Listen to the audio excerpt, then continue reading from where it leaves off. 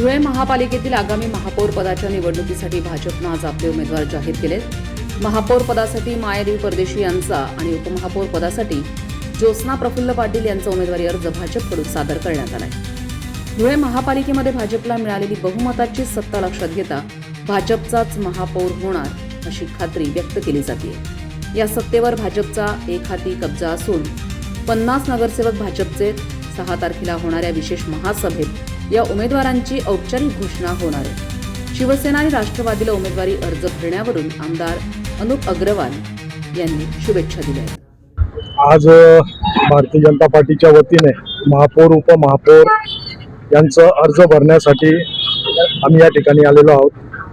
आदरणीय मायादेवी परदेशी यांचं महापौर पदासाठी आणि ज्योत्स्ना प्रफुल्ल पाटील यांचं उपमहापौर पदासाठी या ठिकाणी आम्ही अर्ज भरण्यासाठी आलेलो आहे। आदरणीय महाराष्ट्राचे मुख्यमंत्री देवेंद्र भाऊ फडणवीस, प्रदेशाचे अध्यक्ष आदरणीय रवींद्रजी चव्हाण, उत्तर महाराष्ट्राचे आमचे नेते आदरणीय गिरीश भाऊ महाजन आणि आमचे नेते या जिल्ह्याचे पालकमंत्री आदरणीय जयकुमार भाऊ रावल, जिल्हा अध्यक्ष गजेंद्र शेठ कंपळकर, शिवसेना आणि फारुख शाह या दोघांना खूप शुभेच्छा देतो। त्यांनी त्यांचा विरोधी पक्षनेता तर बसून दाखवावा, बाकी महापौरचं तर लई लांबची गोष्ट आहे।